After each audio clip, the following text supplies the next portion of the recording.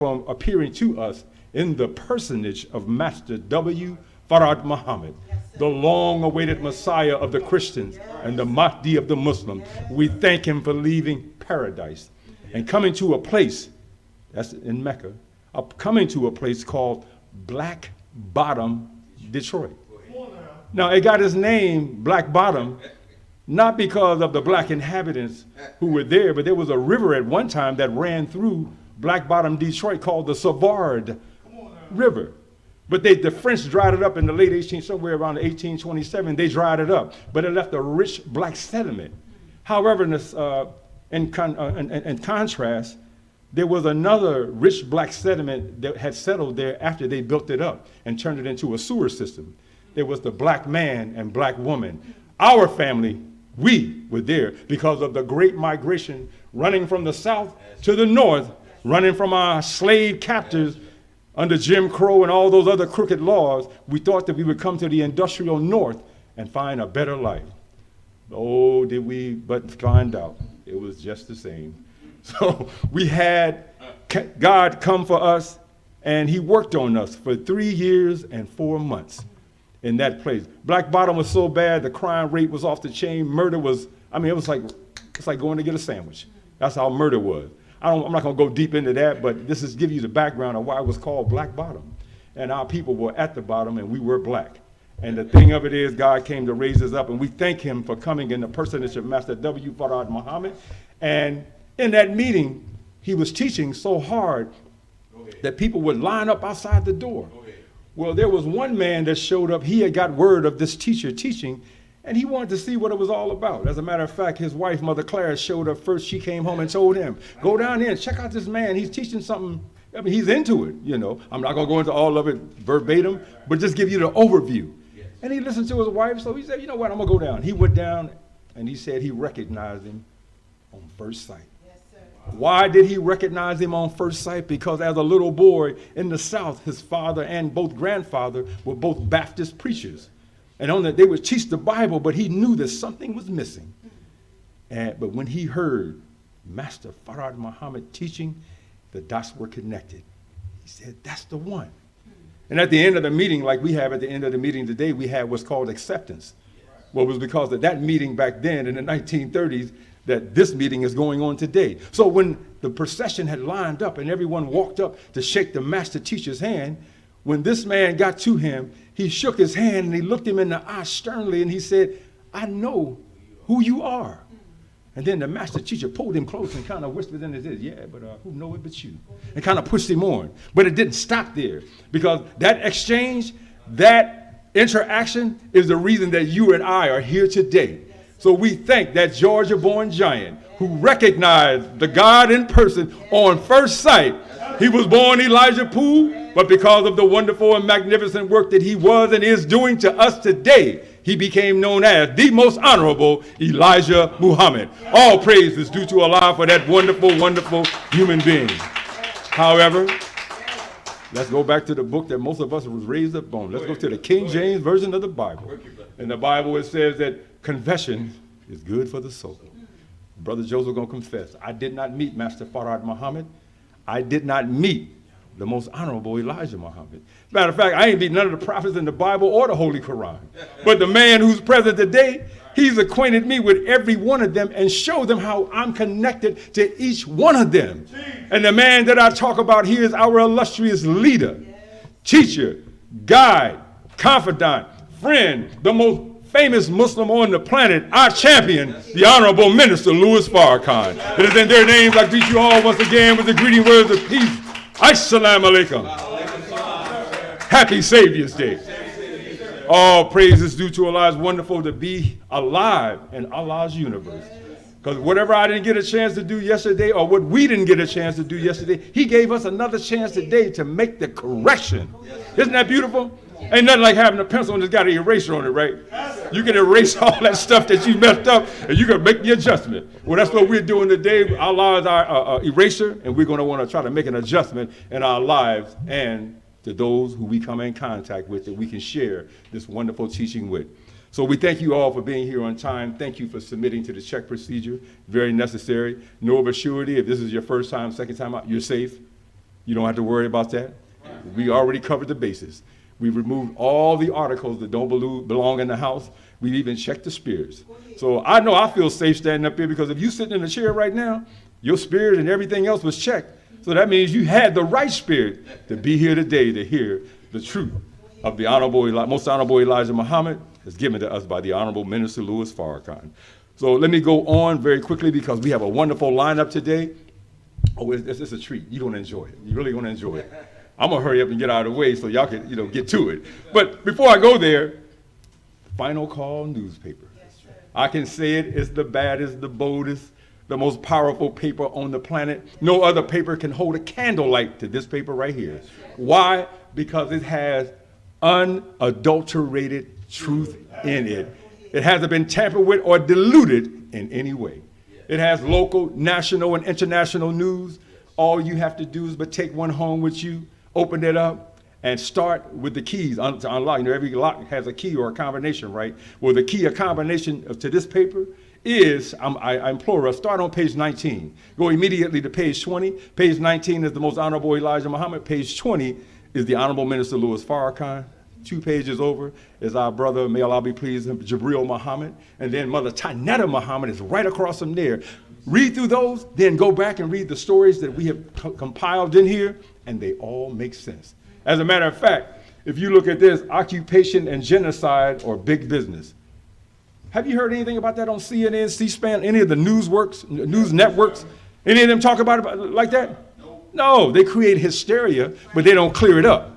And then people are walking around nervous and edgy. Oh, they're cutting Social Security. They're cutting off Medicaid. They're cutting off Medicare. They're cutting everything. Well, we've been cut for a long time. Matter of fact, we're the bleedingest people on the planet in our psyche and in our spirits. They've been cutting us for the last 470 years. So for all those that are out there, we're not gloating. We just say, welcome to the club. That's right. You get to see what black folks have been going through. See what we've been going through since we've been here. But there's an answer to it. We don't want to worry, and I'm going to say this very quickly. Our dear sister, Student Minister Ava Muhammad, may Allah forever be pleased with her. She had did, it was an e-book and a lecture. It was a kind of Muslim worry. Stop tormenting yourself. That's what she said.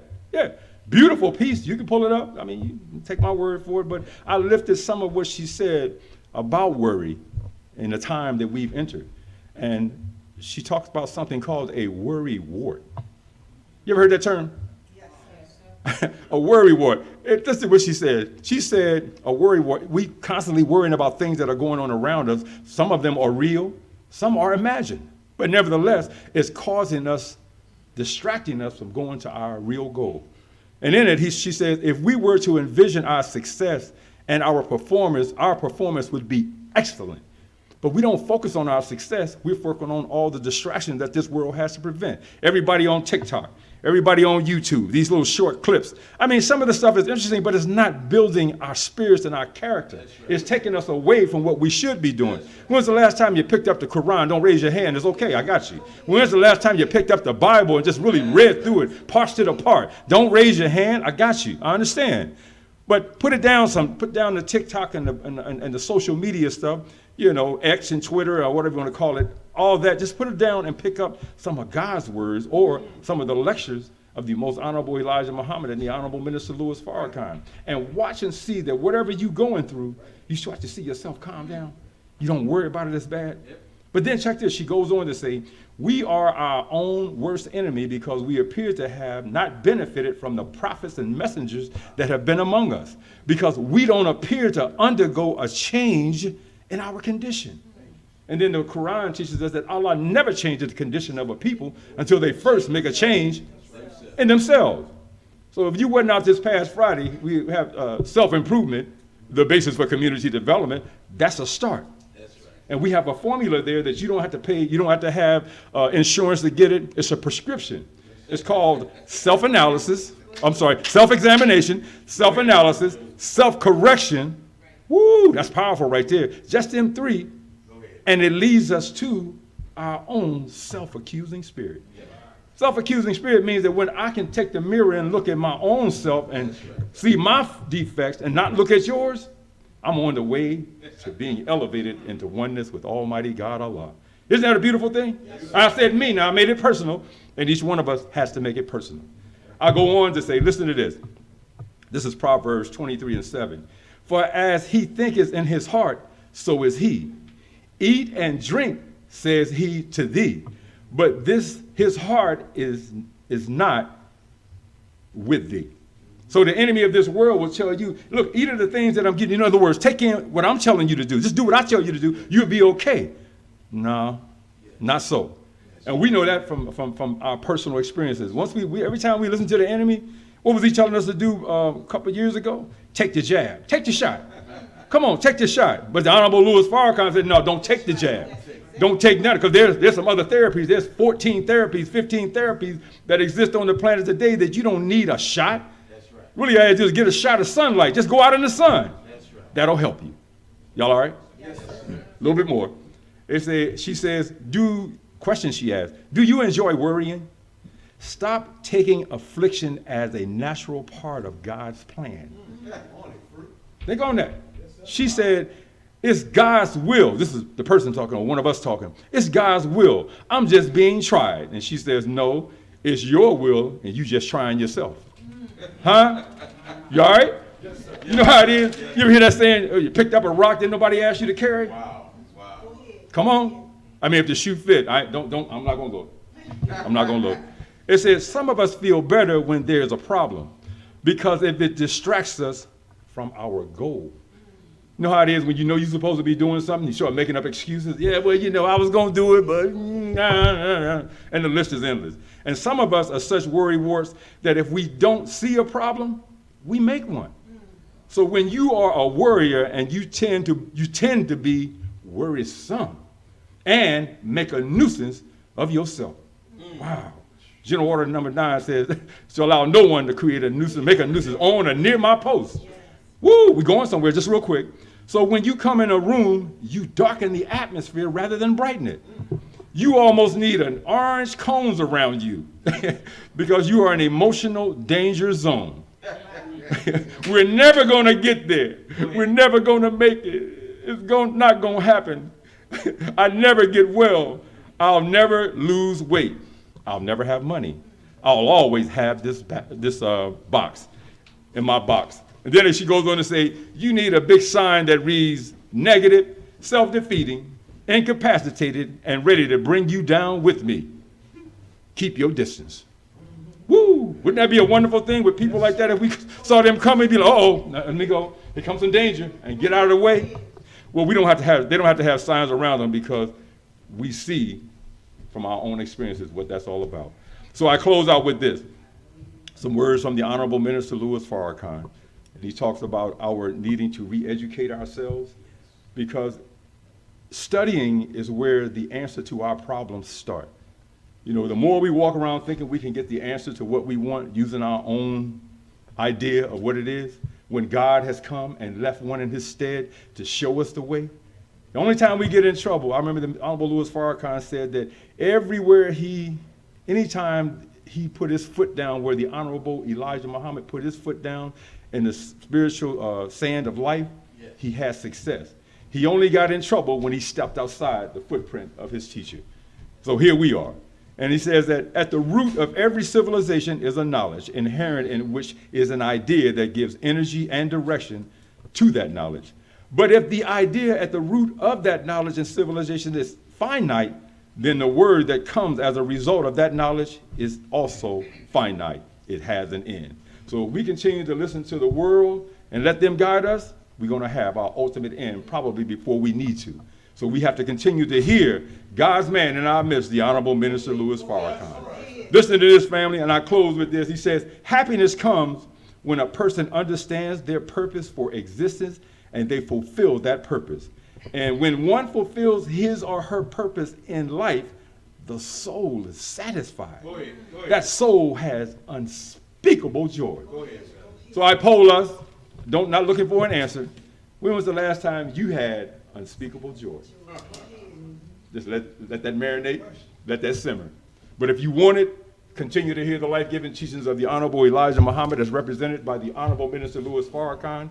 We are on our way. And remember, self-improvement is the basis for community development. So